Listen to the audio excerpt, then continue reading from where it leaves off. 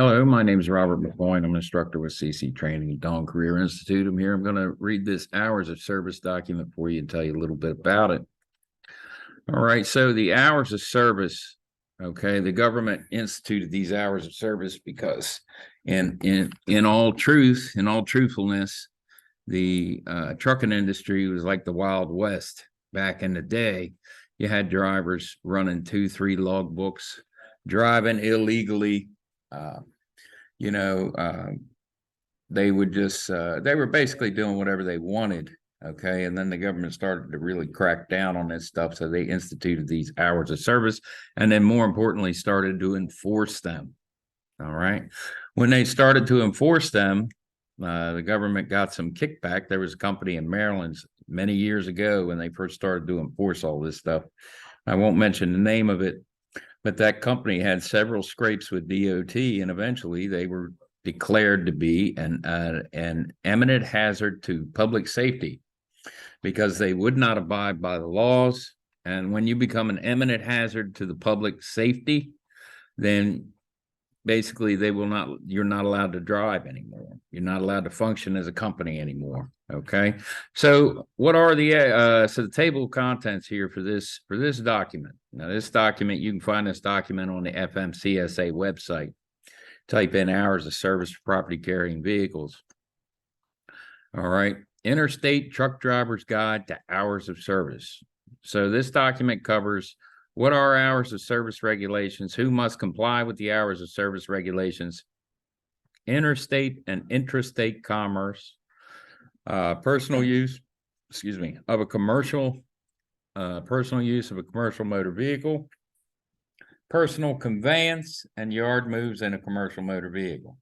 What is on-time duty? On-duty time in a commercial motor vehicle. What is off-duty time? What are the hours of service limits? 14-hour driving window, 11-hour driving limit, sleeper berth provision, 30-minute rest break, 60 hours, 70-hour on-duty limits, 70-hour 8-day rule, calculating the rolling 8-day total, 34-hour restart. What is the adverse driving conditions exception? And what is CDL short haul exception? What is the non-CDL short haul exception? What is the 16-hour short haul exception? What is the driver's daily log and electronic logging device, ELD? And what must the record of duty status include? And then this document will cover the graph grid, the remarks, a complete grid, and a completed log. Hours of service resources on page 20, and then the appendix is page 20, hours of services, page 19. Okay. And the appendix has exceptions from the hours of service regulations. So what are the hours of service regulations? The hours of service regulations are found in Part 395 of Title 49 of the Code of Federal Regulations, CFR. In the Federal Motor Carrier Safety Regulations, these regulations are developed and enforced by the federal government, Federal Motor Carrier Safety Administration, which is part of the United States Department of Transportation. States may have identical or similar regulations, as we will explain later. This publication is a guide only focused on regulations specific to property carrying commercial motor vehicles and their drivers. You can find more information about the hours of service regulations for drivers and motor carriers operating passenger carrying vehicles or commercial motor vehicles on the following 2 websites. And those 2 websites are right here, of course. All right. Now, the guidance document does not have the force and effect of law and is not meant to blind the public in any way, It is intended only to provide information and clarity regarding existing requirements under the law or agency policies. FMCSA does not assume responsibility for any omissions, errors, or ambiguity contained herein. The contents may not be relied upon as a substitute for FMCSA published regulations. Who must comply with the hours of service regulations?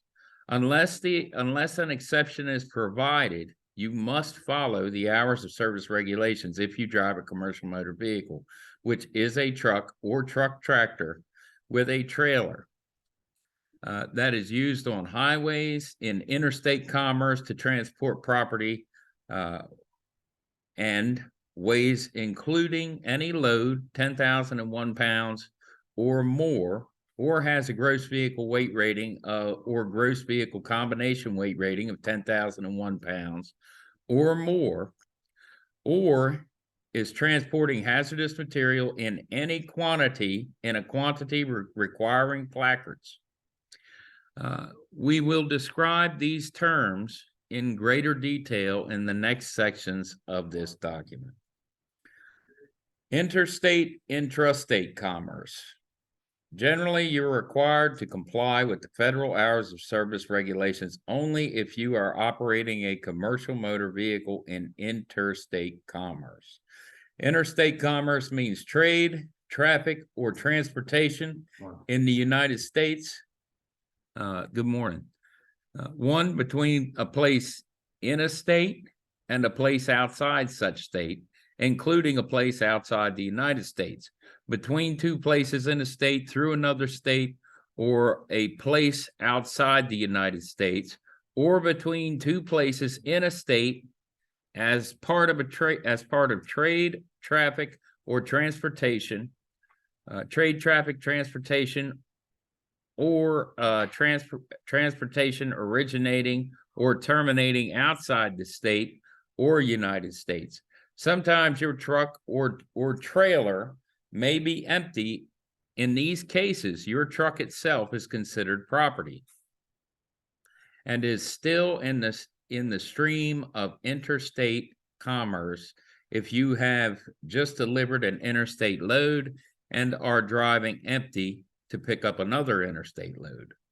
At this point, at the point you start driving in interstate commerce, you must have a signed statement or record of duty status showing your total time on duty for the preceding 7 days.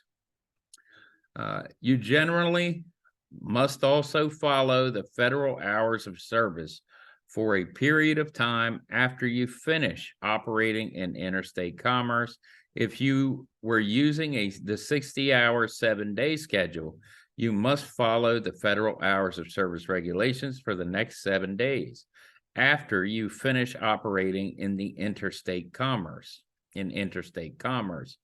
If you were using 70-hour, 8-day schedule, you must follow the federal hours of service for the next 8 days after you finish operating in interstate commerce. Big difference between these two schedules is the 70-hour, 8-day schedule. The driver drives every day. All right, you drive some every day, and then on that 8th day, those hours from the 8th day fall off. Okay. All right. So, but on the 60-hour, 7-day schedule, you work 60 hours in a week max, right? And then you take your 34-hour reset. All right. So, all right. Okay. If you're operating intrastate commerce only, the federal hours of service regulations do not apply to you. However, most states have intrastate regulations that are similar or identical to the federal regulations. To determine what state safety requirements you must follow, you should contact the appropriate state agency. This is usually the state police, highway patrol, or an office within the State Department, within the state's Department of Transportation. Sorry. Personal use of a commercial motor vehicle, personal conveyance, and yard moves in a commercial motor vehicle. Personal use, often referred to as a personal conveyance, is the movement of a commercial motor vehicle for personal use while off duty, e.g. driving from a truck stop to a restaurant or using your vehicle to transport your own possessions.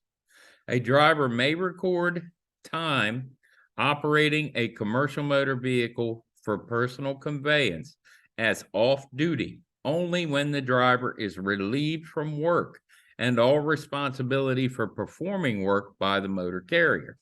The commercial motor vehicle may be used for personal conveyance if it is laden since the load is not being transported for commercial benefit of the motor carrier at that time. Personal conveyance does not reduce the driver's or motor carrier's responsibility to operate a commercial motor vehicle safely. Motor carriers can establish personal conveyance limitations either within the scope or more restrictive than the guidance provided in the June 7th, 2018 Federal Register guidance titled Regulatory Guidance Concerning the Use of a Commercial Motor Vehicle. This document, along with the reference materials to assist in understanding personal conveyance, can be accessed at fmcsa.gov regulations/regulations/hours-service/personal-conveyance. All right. Yard moves. In this term, yard moves is the term for transfer of a commercial motor vehicle between locations within a terminal or similar facility on private property. Yard moves may not occur on a highway as defined in 395.5T, i.e. any road, street, or way, public or private, that the public can operate a four-wheel vehicle on is not restricted by signs or gates under the regulations for electronic logging devices. Yard moves are classified as on duty, not driving. But just what is a yard? FMCSA is trying to better define the term. On January 4th, 2021, the agency published proposed guidance with examples of properties that would and would not qualify as yard. 86 FR 197. Yard move status could be used only if the movement of the commercial motor vehicle occurs in a confined area on private property, or in a modal facility, or briefly on public roads. For further details, please see January 4th, 2021 Federal Register notice. Okay. What is on duty time? The 60-hour 7-day limit and the 70-hour 8-day limit are based on how many hours you work over a period of days. On duty time includes all time you are working or are required to be ready to work. For any employer, it includes the following activities: all time at a plant, terminal, facility, or other property of a motor carrier or shipper, or on any public property waiting to be dispatched unless you have been relieved from duty by the motor carrier. All time inspecting, servicing, or conditioning any truck, including fueling it and washing it at any time. All driving time, meaning all time spent at the controls of the commercial motor vehicle in operation. All other time in or on a commercial motor vehicle other than time spent resting in or on a parked vehicle, except as otherwise provided in 397.5 of the FMCSRs. Time spent resting in the sleeper berth. Up to 3 hours riding in the passenger seat of a property carrying vehicle moving on the highway immediately before a period of rest, of at least 7 consecutive hours in the sleeper berth. All time loading, unloading, supervising, or attending your truck or handling paperwork for shipments. All time taking care of your truck when it is broken down. All time spent providing a breath, saliva, or urine sample for drug alcohol testing, including travel to and from the collection site. All time spent doing any other work for a motor carrier, including giving or receiving training and driving a company car, and all time spent doing paid work for anyone who is not a motor carrier, such as a part-time job at a local restaurant. So if it's counted as, you got to count it as on-duty time.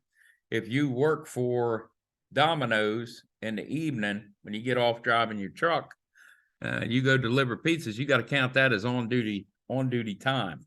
Okay. So all the time you work, you got to supposed to count. Okay. Now, the bottom line is that on-duty time includes all the time you're working for a motor carrier, whether it is paid or not, and all time you are doing paid work for anyone else. The definition of on-duty time is found in 395.2. Now, the reason they're so strict about this definition of on-duty time is very simple. It's because people are greedy, okay? You can make a lot of money driving truck for one company, right? But some guys out there, some of the drivers out there are just plain greedy, okay? So they want to make $80,000 here and then go make another $30,000 here at night, right? But the problem with that is they're becoming fatigued. And when you become fatigued, you become unsafe. All right. Now, hours of service, let's see here. FMCSA includes the definition of on-duty time, any time resting in a parked commercial vehicle. Hours of service, let's see, I already read this, right? I think I already read this one. All right. So, no, wait a second. No, I didn't. Sorry. All right. The hours of service regulations also exclude up to 3 hours in the passenger seat of a commercial motor vehicle immediately before or after 7 hours in the sleeper berth. This provides team drivers an opportunity to keep the truck moving by having driver A drive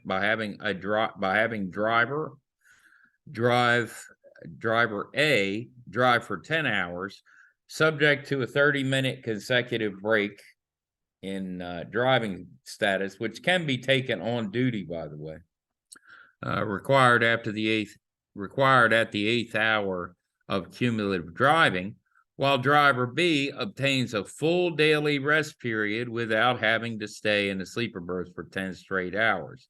Driver B can take 7 hours in the sleeper berth and 3 hours in the passenger seat to accomplish the required off-duty period. All right. So driver B can split his time.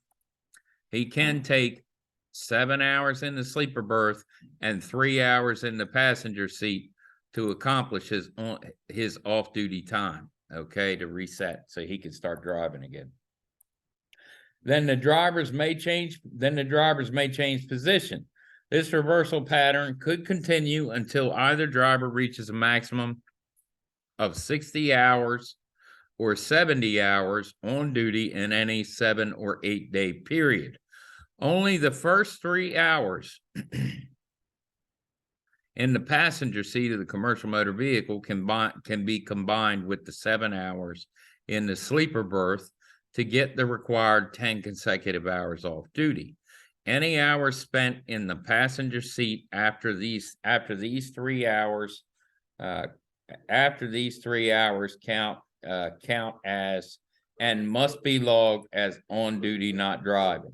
Okay, so you can log those 3 hours in the passenger seat, but anything you do in passenger seat after that's got to be on duty, not driving. Okay. What is off-duty time? By understanding the definition of off-duty time, you will get a good idea of what is considered off-duty time. For time to be considered off-duty, you must be relieved of all duty and responsibility for performing work. You must be free to pursue activities of your own choosing and be able to leave the place where your vehicle is parked. If you are not doing any work, paid or unpaid, for a motor carrier, and you are not doing any paid work for anyone else, you may record the time as off duty. What are the hours of service limits? The hours of service regulations on limiting fatigue by placing specific limits on the amount of time you drive a truck and how many total hours you can work before you are no longer permitted to drive a commercial motor vehicle. You must follow 3 maximum duty limits limits all time. Follow 3 maximum duty limits at all times. They are the 14-hour driving window, the 11-hour driving limit, the 60-hour 7-day limit, and then the 70-hour 8-day limit. Okay, so you can only be on duty and drive within that 14-hour window. Okay, so if you go on duty at 6 a.m. in the morning, you'll only be able to drive during that time up until 8 p.m. But you can only drive 11 hours in that period of time. Okay. All right. So the 11-hour driving limit, that's the max, right, that you can drive legally.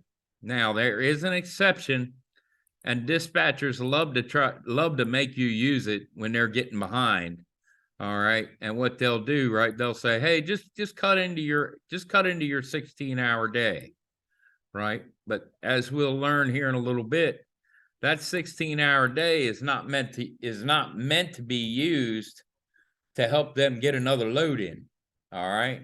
It's meant to be used to help you in the event of an unforeseen catastrophe.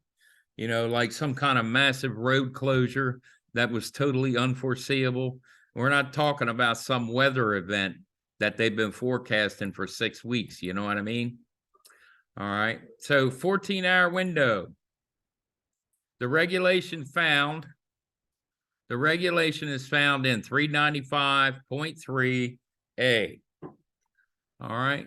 This window is usually thought of as a daily limit, even though it is not based on a 24-hour period. You are allowed a period of 14 consecutive hours in which to drive up to 11 hours after being off duty for 10 hours or more consecutive hours. All right, let's read that one more time. The window is usually thought of as a daily limit, even though it is not based on a 24-hour period. You are allowed a period of 14 consecutive hours in which to drive up to 11 hours after being off duty for 10 hours or 10 or more consecutive hours. Okay. The 14 consecutive hour driving window begins when you start any kind of work. Once you have reached the end of this 14 consecutive hour period, you cannot drive again until you have been off duty for another 10 consecutive hours or equivalent of at least 10 consecutive hours of off duty. Okay? So once you hit your 14-hour limit, you got to go off duty for 10.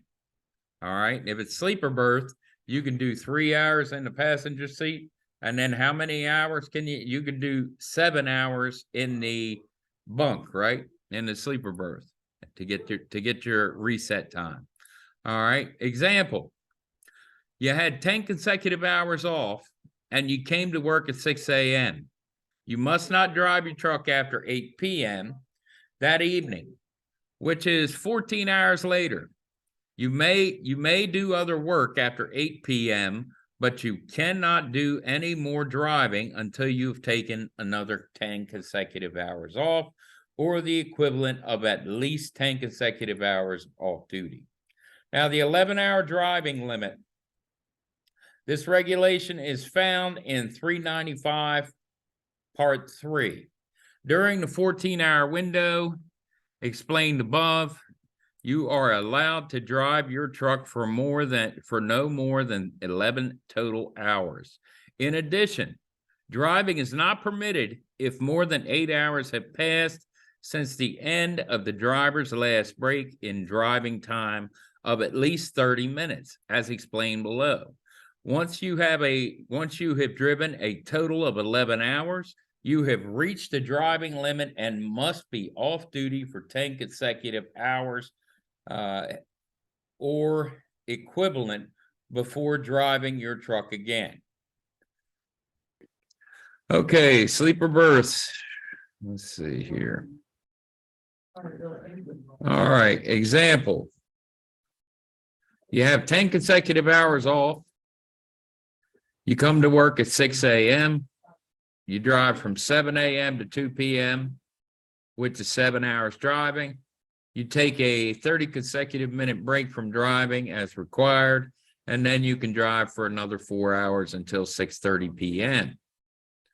You must not drive again until you have had at least 10 consecutive hours off duty. You may do other work after 6:30 p.m., but you cannot do any more driving of a commercial motor vehicle on the highway.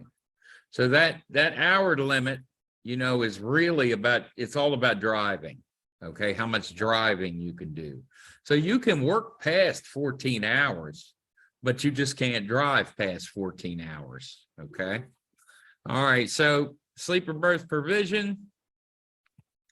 If you drive a truck that has a sleeper berth that meets the definitions of in 395.2, you may use it to get the required off-duty time in 3 ways. You may spend time in your sleeper berth to get all of the required 10 hours of off-duty time. When getting your 10 consecutive hours off-duty time, you must not go on duty during those 10 hours off. At the end of the 10 consecutive hours of sleeper berth time, your 11-hour driving and 14-hour duty period limits will completely restart. If you combine at least seven consecutive hours in the sleeper berth with up to 3 hours before or after 7 consecutive hours in the sleeper berth, either off duty or as a passenger while the vehicle is moving, and the 2 periods equal at least 10 consecutive hours, that meets the off-duty requirements under 395A, 395.3A1. All right.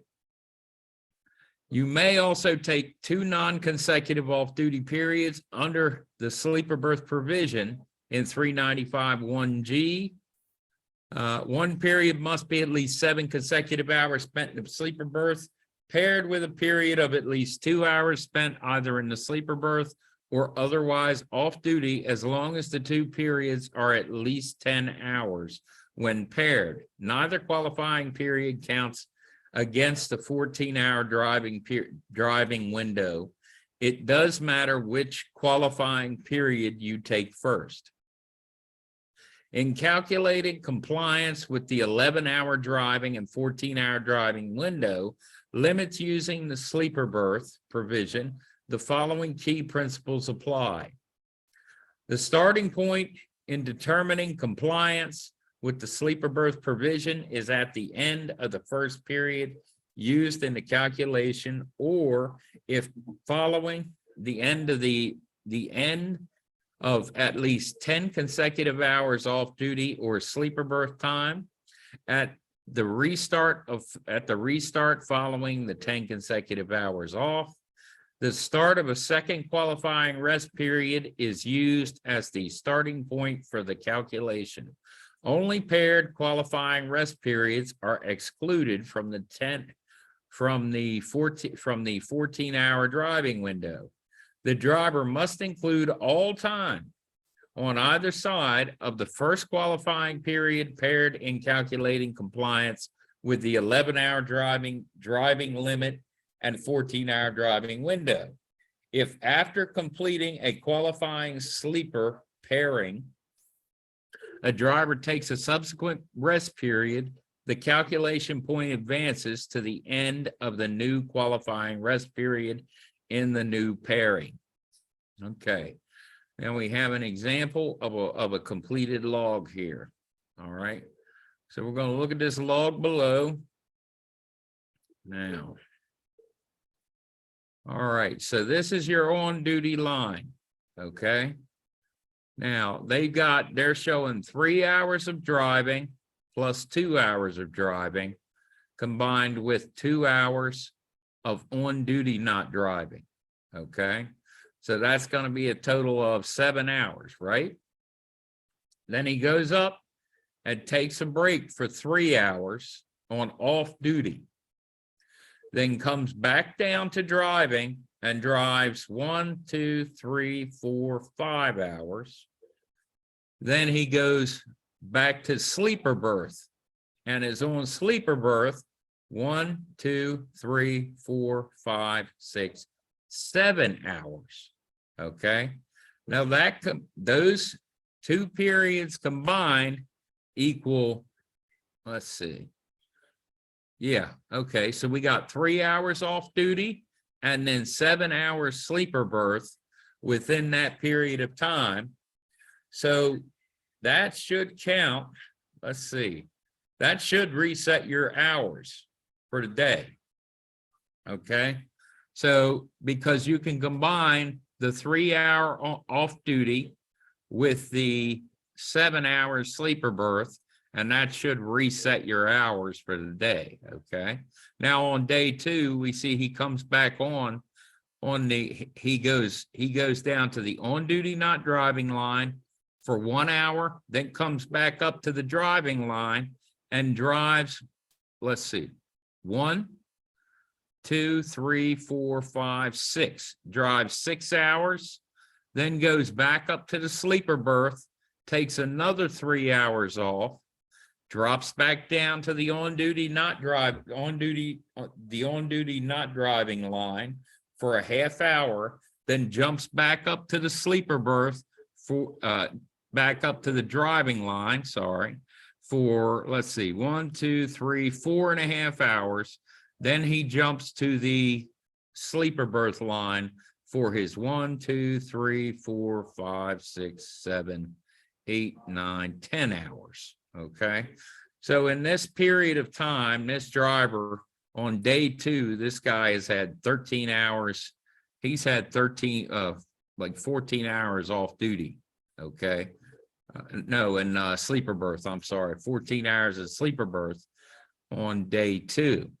Now on day 2, he's had, let's see, 9 hours and 30 minutes of driving and then 30 minutes of on-duty time. All right, in determining compliance and available hours with sleeper berth hours of service provisions, you must look for a qualifying rest break under the rule. After 10 consecutive hours off-duty period, off the prior day, the clock starts at midnight on day 1 with driving time. We then look for qualifying rest breaks. Break 1, 7 a.m. and 10 a.m. Break time, 3 hours off duty. So we saw that when we were looking at the logs. You had a combination of 3 hours off duty the first day and 7 hours sleeper berth the first day. That counts as a qualifying pairing for off-duty sleeper berth time. Okay, and that will reset your driving hours. On the next day, he had 10 consecutive hours in the sleeper berth, which is, so that would reset his clock too, okay? So I don't know anybody that's going to do 10 consecutive hours sleeping. but you don't technically have to be sleeping to be in the sleeper berth, though it is assumed that you are sleeping or resting, I guess. All right. Now, let's take a peek here at this one more time. All right, so we got 1, 2, 3, 4 hour sleeper berth here. And then 1, 2, 3, 4, 5, 6, 7. So if he took 6 hours sleeper berth, he could reset his time if he wanted to and start driving again. Okay, because how many hours do we need off duty? Anybody know? 10. Yep, that's right. We got to have 10, and we can get that 10 by combining off-duty time and sleeper berth time. All right. This becomes important if you start driving teams. Okay. All right. Now, the first and second rest breaks can be paired, as can the second and third. The fourth qualifying break in the example is the 10 consecutive hour break in the sleeper berth at the end of the day, which is completely resets the 11 and 14 hour clock. Okay, now, all right. According to the sleeper berth provision, the calculation period starts at the end of the first break, paired, and ends at the start of the second rest break paired. Okay. Now, calculation period 1, we've established the first pair of qualifying rest breaks 1 and 2, and we focus on the hours between midnight and 3 p.m. on day 1. At this point, the driver has 10 hours of 10 hours of driving time and 11 hours on duty, and 12 on duty hours, both within allowable limits. Calculation period 2, we established that the second pair of qualifying breaks, which is the 7-hour sleeper berth period on day 1, break 2 paired with the 4-hour sleeper berth period on day 2.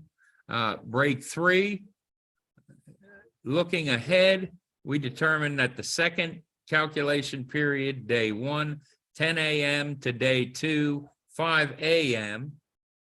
The 7-hour sleeper berth period, break 2, is excluded from the calculation. The driver has 11 hours time and 12 hours on duty and is in compliance. Calculation period 3. Calculation period 3 starts on day 1 at 10 p.m. and ends on day 2 at 2 p.m. When the driver takes 10 consecutive hours in the sleeper berth, break 4. During period 3, the driver has driven for 10.5 hours and had 12 total on-duty hours. Following break 4, the driver has rested. Driver has a restart of the 11 and 14-hour clocks. There are no violations of the hours of service rules in this example.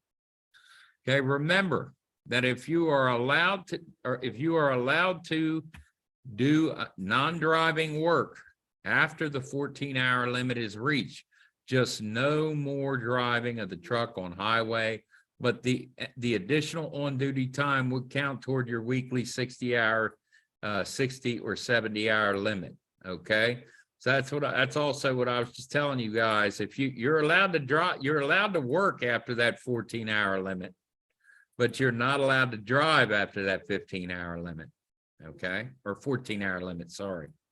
Now, each time you take one of the 2 required rest periods, you will need to recalculate the on-duty time, the on-duty and driving hours available. You could continue using the sleeper berth regulation, recalculating your hours available until you have 10 consecutive hours off duty.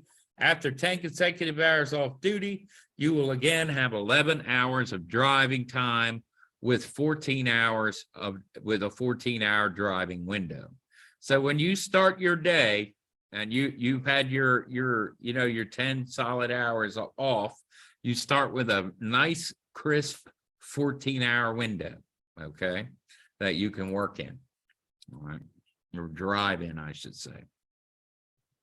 30-minute rest break. Hours of service regulations require a 30-minute consecutive rest break after driving for 8 hours. Now that time can be taken as on-duty time. All right. Now, the 30-minute break is required after 8 cumulative hours, not consecutive driving hours. The 30-minute break required by sections 395.3A32 may be taken either on duty, off duty, or in the sleeper berth. Okay, so it can be taken either of those 3 ways. All right. Many commercial motor vehicles drivers interrupt their driving time during normal business operations to complete tasks such as loading or unloading a truck, completing paperwork, or stopping for fuel.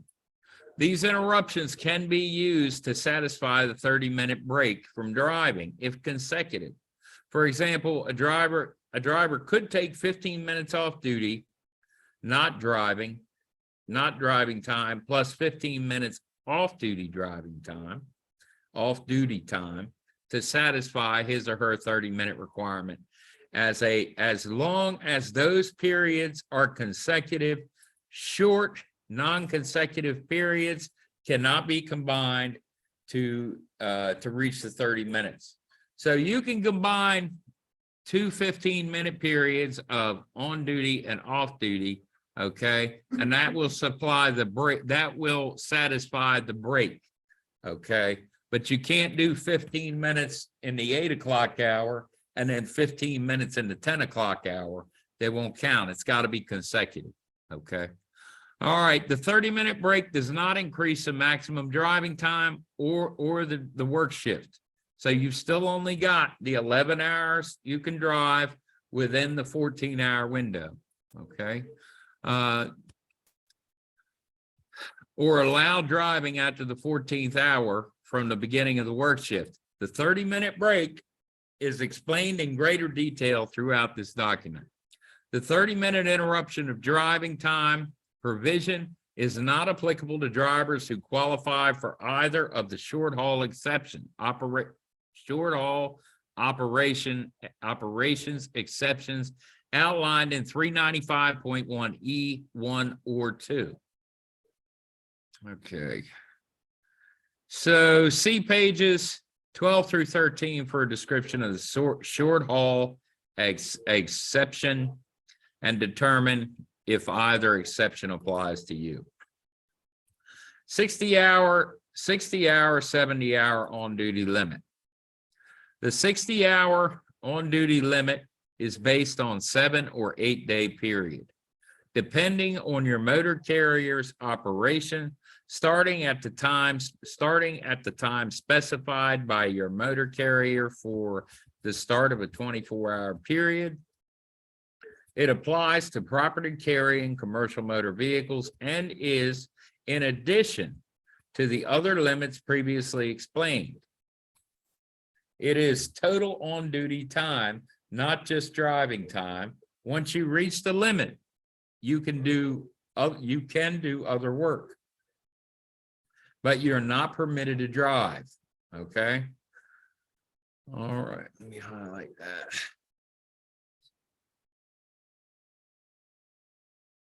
Okay, the limit is sometimes thought of as a weekly limit, but it is not based on a set week such as Sunday through Saturday.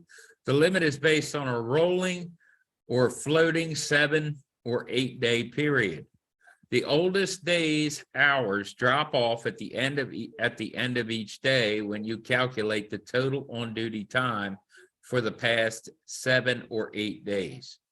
For example, if you operate on a 70-hour 8-day schedule, the current day would be the newest day of your 8-day period, and the hours worked on the 9th day would drop out of the calculation. In the table below, you have accumulated a total of 67 on-duty driving and on-duty hours in days 1 through 8.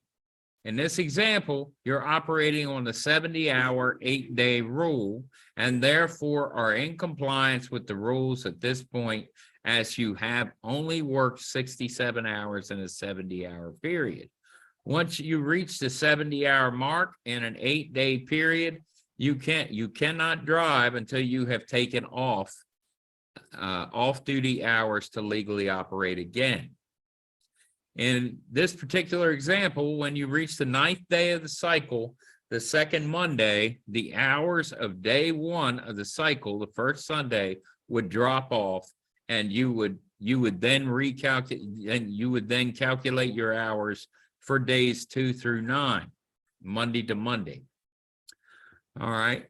Since you were on duty for 6 hours, and on the second Monday, this totals 73 hours for the prior 8 days. And you could be in violation if you drove past the 70-hour mark during the last 3 hours over 70. On day 10 of the cycle, you do not accumulate any on-duty driving hours, which brings your total for the last 8 days, days 3 through 10, to 63 hours total. You're in compliance since you worked fewer than 70 hours in the previous 8-day period. These same principles apply for the 60-hour, 7-day hours of service rule. Additionally, anytime you take 34 consecutive hours off duty, this resets your weekly cycle of either 60 hours in 7 days or 70 hours in 8 days, back to 0 total accumulated hours. Violations of 60-hour 7-day or 70-hour 8-day hours rules can occur if you drive a commercial vehicle past these limits, as you can remain on duty not driving. All right, 70-hour 8-day rule calculation, rolling 8-day total. All right, 8th day total, 67 hours, days 1 through 8. So that's the hours 1, 2, 3, 4, 5, 6, 7, 8. Okay, 67 hours. All right, 8-day total, set days 2 through 9. Now you're required to follow one of these two limits. If your company does not operate vehicles every day of the week, you are not allowed to drive a commercial motor vehicle when you've been on duty for 60 hours during any 7 consecutive days. Once you reach the 60-hour limit, you will not be able to drive a commercial motor vehicle again until you've dropped below 60 hours for a 7 consecutive day period.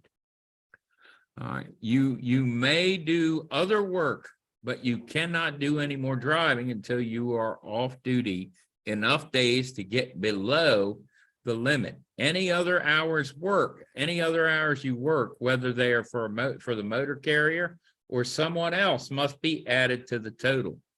If your company operates vehicles every day of the week, your employer may assign you to the 70-hour 8-day schedule. Now, if you go to work for a concrete company, a fuel delivery service, somebody like that, a company like this, you're probably going to be on a 60-hour 7-day schedule, because they're normally closed at least 1 day a week, right?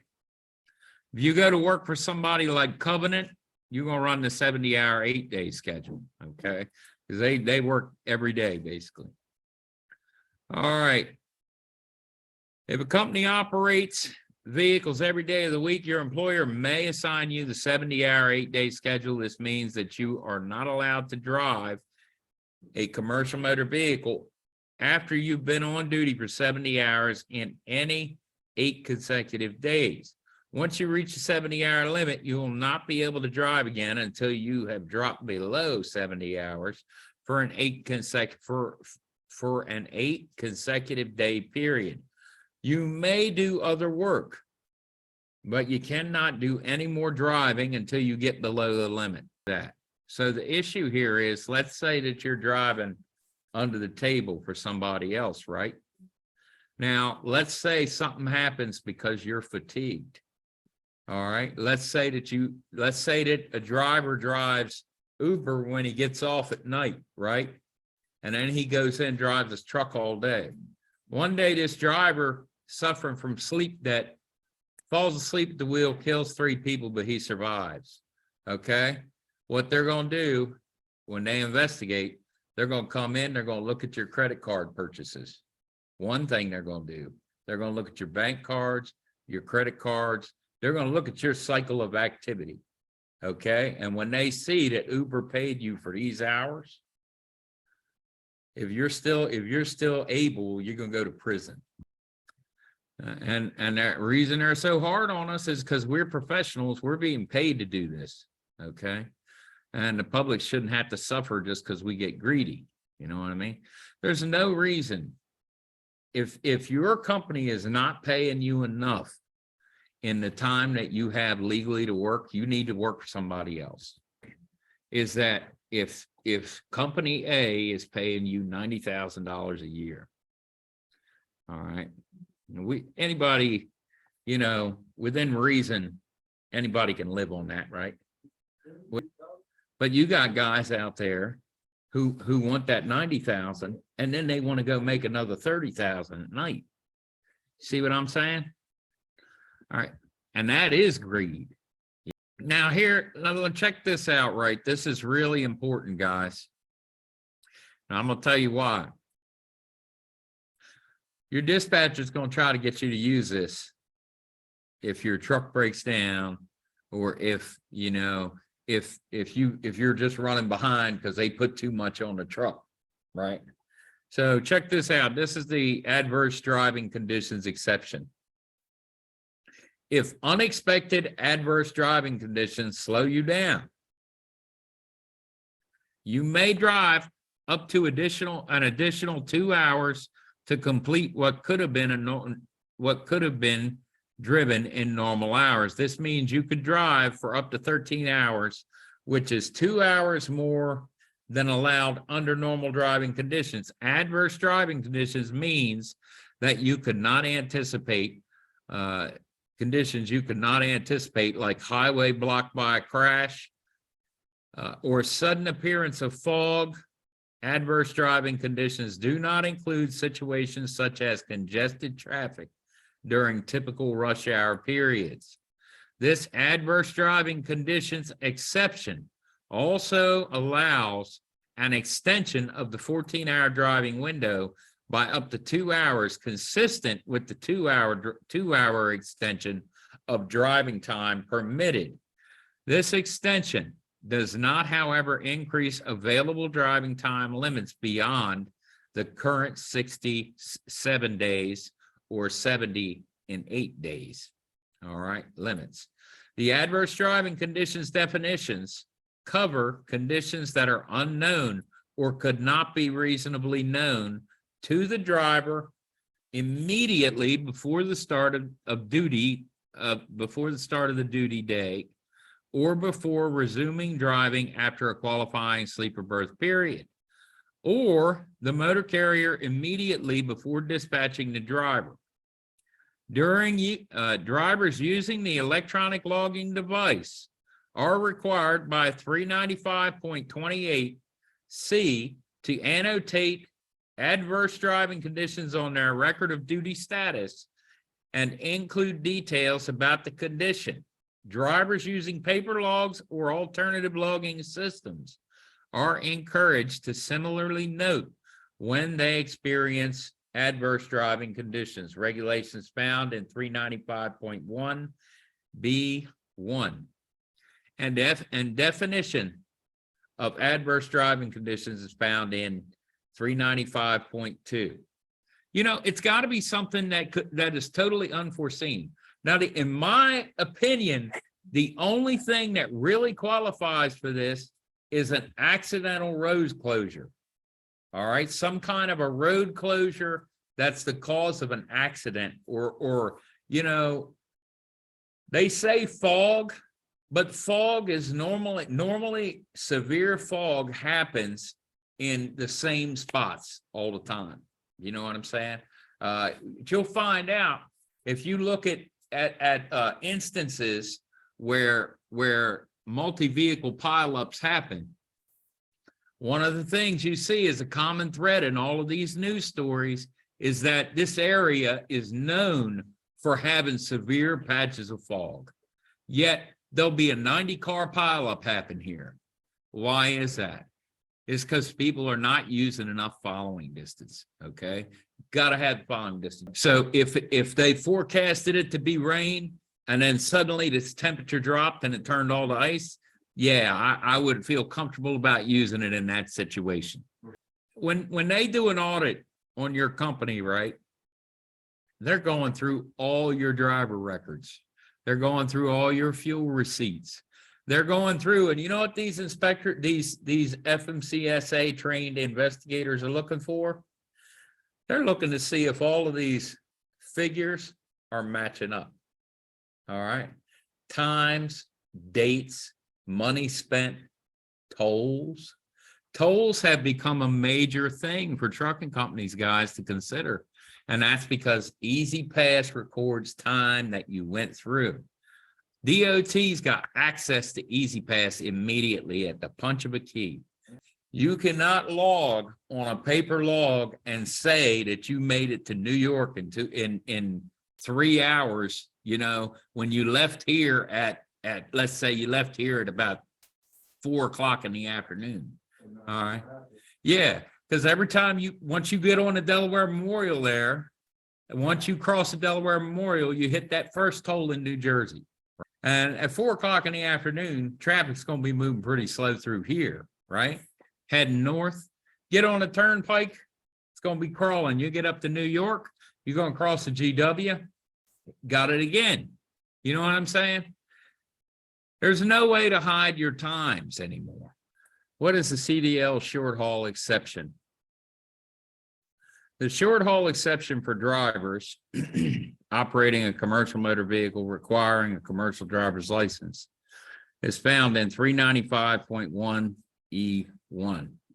Under this exception, a driver does not have to comply with the requirements of 395.8 or 395.11 to qualify for the exception. The driver must return to normal work reporting location and be released from work within 14 consecutive hours.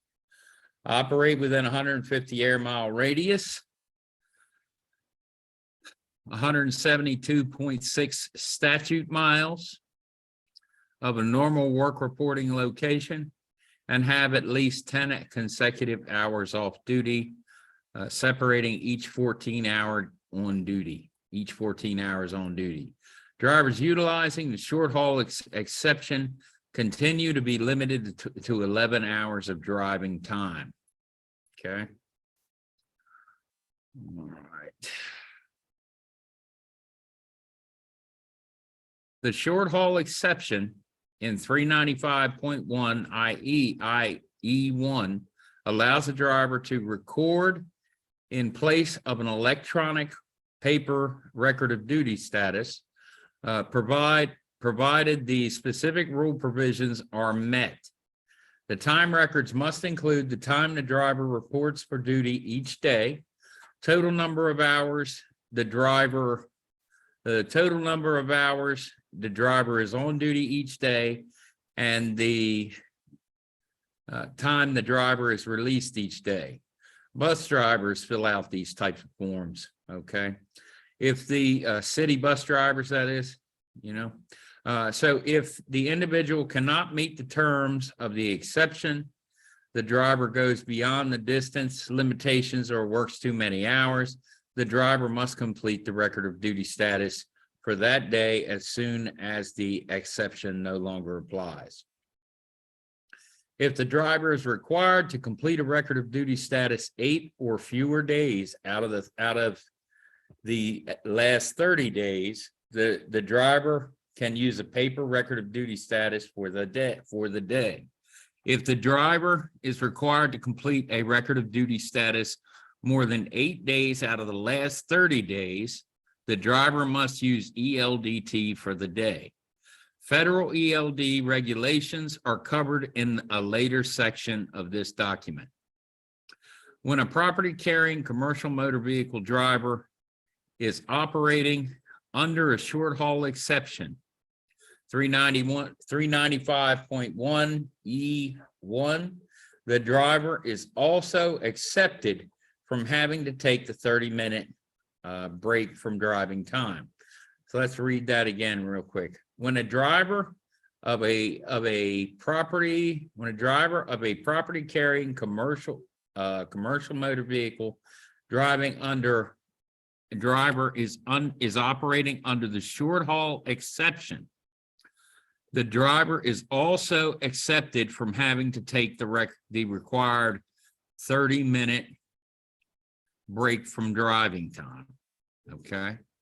All right. To summarize, to be able to use the short haul exception, the property carrying commercial motor vehicle driver must operate within 150 air mile radius, not exceed the maximum duty period of 14 hours, start and end of his or her shift in the same location, have at least 10 hours off between shifts. The motor carrier that employs the driver must maintain and retain for a period of 6 months accurate and true time records showing the time the driver reports to duty each day, the total number of hours the driver is on duty each day, the time the driver is released from duty each day, and the total time for the preceding 7 days in accordance with, for drivers used for the first time or intermittently. What is a non-CDL short haul exception? If you drive short distances in a property carrying commercial motor vehicle, that does not require a CDL. You might be able to use the non-CDL short haul exception if you drive a truck that is a commercial motor vehicle that does not require a CDL and work within 150 air miles of your normal work reporting location and return to that location. To qualify for a non-CDL short haul exception, you must not drive past the 14th hour after coming on duty 5 days in any period of 7 consecutive days. And you must not drive past the 16th hour after coming on duty on 2 days in any period of the 7 consecutive days. Under this exception, you are not required to keep a logbook, but your company must keep accurate and true time records for 6 months showing the time the driver reports for duty each day, the total number of hours the driver is on duty each day, the time the driver is released from duty each day, and the total time for the preceding 7 days in accordance with 395.8J2 for drivers used for the first time or intermittently. If you come under the exception, you are not eligible for the 395.1E1 short haul exception. 16-hour short haul exception, 395.10, or the split sleeper berth provision, 395.1G. If you qualify for this exception, you are exempt from the requirements of 395.3A2 and 395.11. This regulation is found in 395.1E2. What is the 16-hour short haul exception?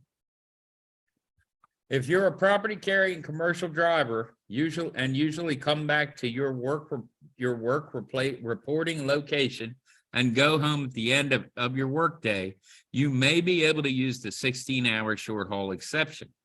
This exception allows you to extend the 14-hour driving window to 16 hours once every 7 consecutive days. In order to use this exception, you must do the following. You must return to your work reporting location that day, as well as for your last 5 duty tours.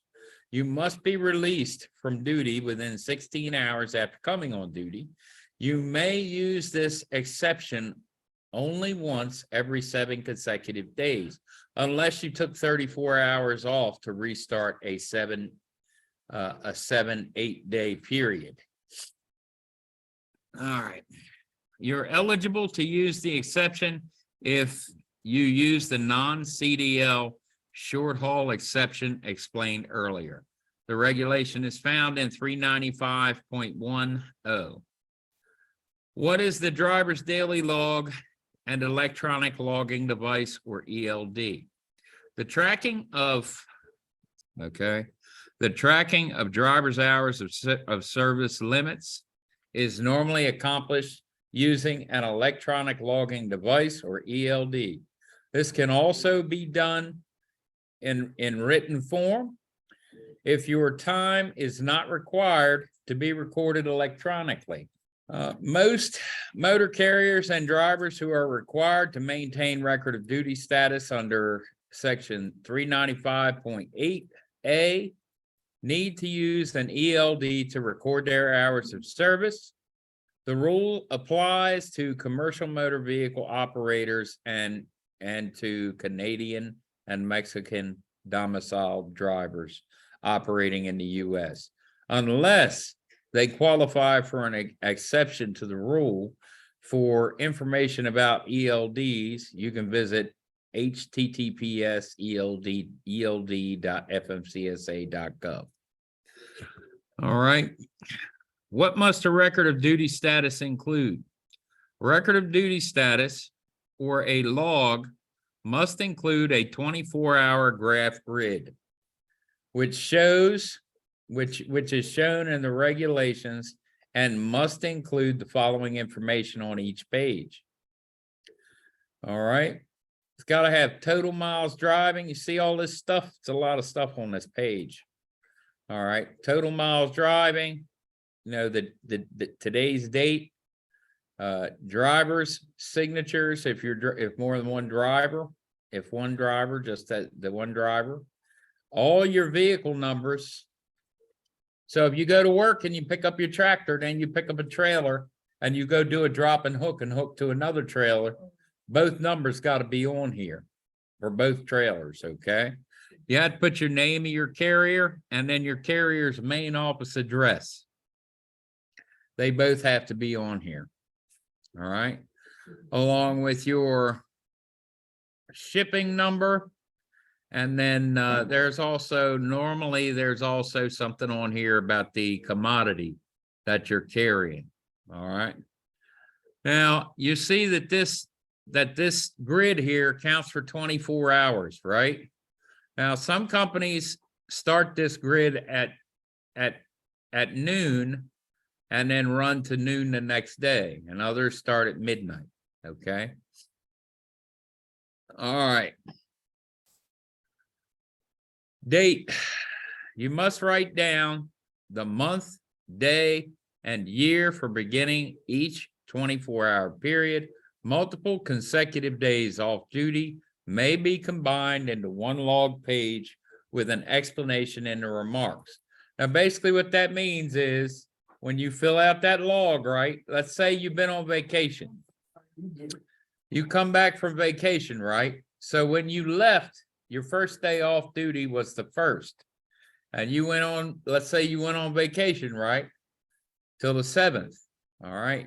You can use one log to record 7 days. All right. You just have to write down like from 1/7 to whatever the end date was. Okay.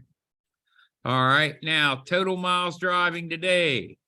You must write down the total number of miles you drove during the 24-hour period. The truck or tractor and trailer number. You must write down either the vehicle numbers assigned by your company or the license number and licensing state for each truck and trailer, if any, you drove during 24-hour period. Name of the carrier, that's obvious. Main office is not normally going to be where you report to work. All right, most trucking companies have a large main office somewhere else, and you'll probably be going to work under like a subcontract, all right, or under some kind of a contract that's local to you. And you'll write down your place, the address to the place you report, and then the main office address goes on the main office line. Okay. Now your signature, when you sign that document, it becomes a legal document. Okay. And you're gonna, if you guys know that it was a few years ago, they were talking about making logbook violations a felony. Yeah, they never did it, thankfully, because that would be messed up. Because then if you made a mistake on your log, you just inadvertently committed a felony. You know what I mean? So they never followed through with it, but they were considering it some years ago. Yeah. Well, it's hard to, we had a recruiter in. Were you guys in here that last week when that recruiter came in and said it was Ed from Giorgio Foods? Might have been a couple weeks ago now. You guys are in here. Remember when he said that 7 out of 10 drivers who start driving this year won't be driving at the end of the year. They won't even be working in that capacity in any way, shape, or form. They will not be driving. It's a tough job. You know what I mean? I think a lot of drivers go into this not expecting it to be as big of an investment as it is. You can make a lot of money doing it, but it's not a job. It's a life. You know what I'm saying? It's a lifestyle, really. Yeah. So name of your co-driver would have to go on there. Time-based to be used. You must use the time zone in effect at your home terminal. Even if you cross other time zones, record time as at your terminal. All drivers operating out of your home terminal must use the same starting time for the 24-hour period as designated by your employer. Now, you know why they make you stay on the time for your terminal? Because if you went into another time zone, you could conceivably extend your driving hours. As you come across the country, your day could be getting longer. That's why they make you stick with one. All right, so remarks, the remarks area, you must add and write down the total hours for each duty status at the right side of the grid. The total of entries must equal 24 hours unless you're using one page to reflect several consecutive days. Everybody got that? So this log can only count for 24 hours. So if you're totaling up your hours on the total hours for today, you should only have 24 hours, right? If you're showing more than that when you add them up, you got an error. All right, for each shipment, you must write down the shipment document number, such as the shipping manifest number or the name of the shipper and what you were hauling. That would be your commodity. All right, here's what your graph must look like. The other required information must be placed anywhere on the page outside the grid. You must keep the grid on your log current to your last change of duty status. For example, if you're driving and an inspector stops you, asks to see your logbook, the final entry should show the time and place where you started driving. Okay, guys, got that?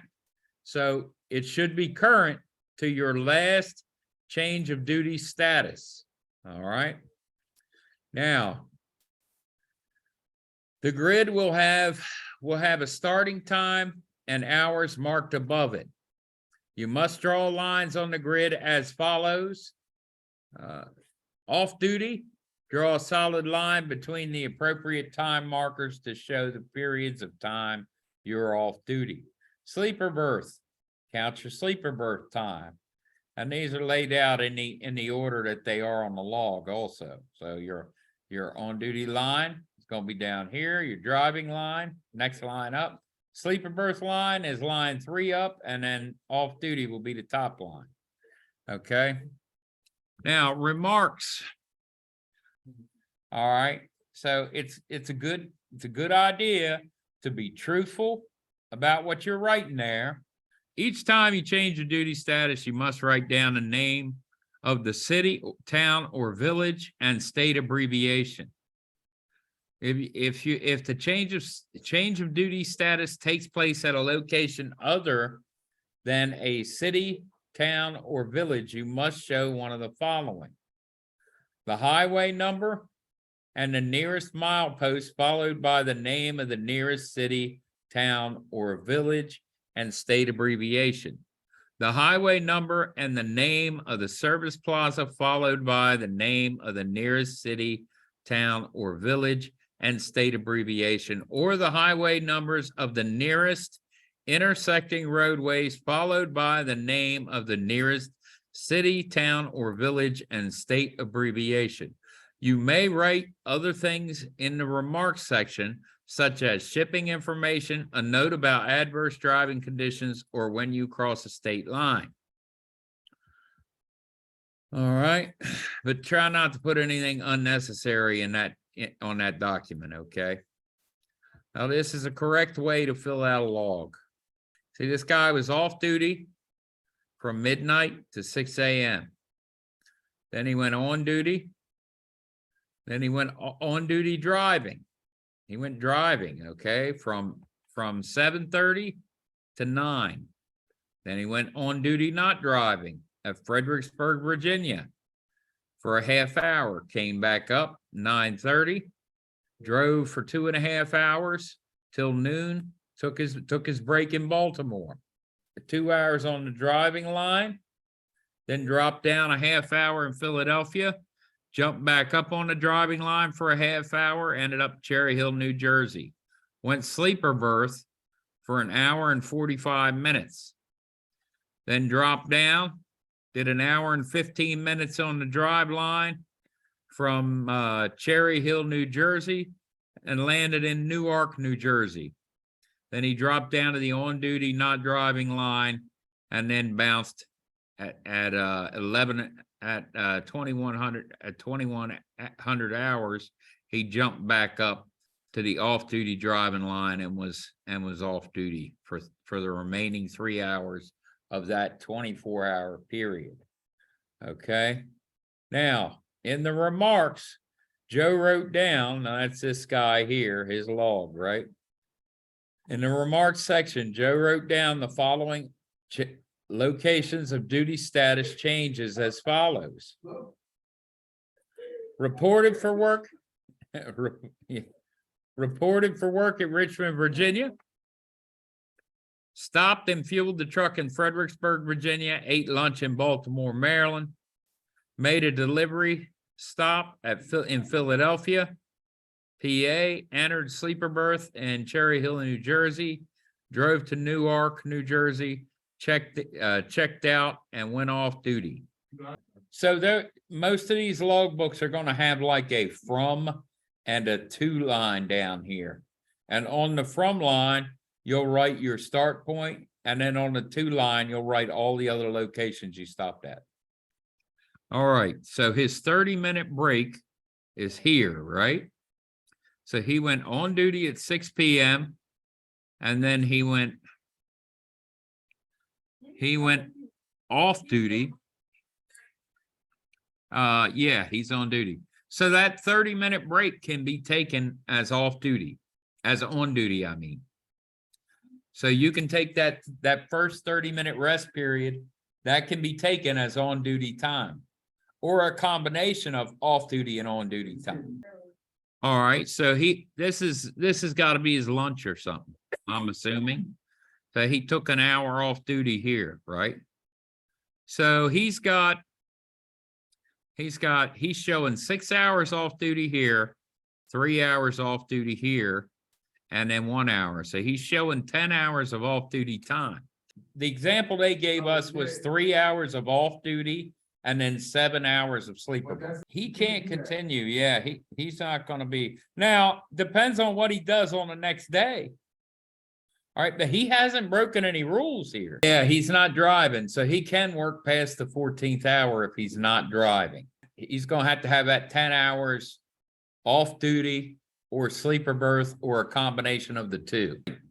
So after you've completed the log, the regulations allow you 13 days to get the original copy to your carrier. You must keep a copy of your log. You must keep a copy of your completed log for the next 7 days. The copies must be available for inspection by law enforcement officers. Anytime you work for more than one motor carrier during a 24-hour period, you must make extra copies and give a copy of your log to each motor carrier. The log must include all duty time for the entire 24-hour period, the name of each carrier you worked for during 24-hour period, and the beginning and finish time, including AM or PM, worked for each motor carrier.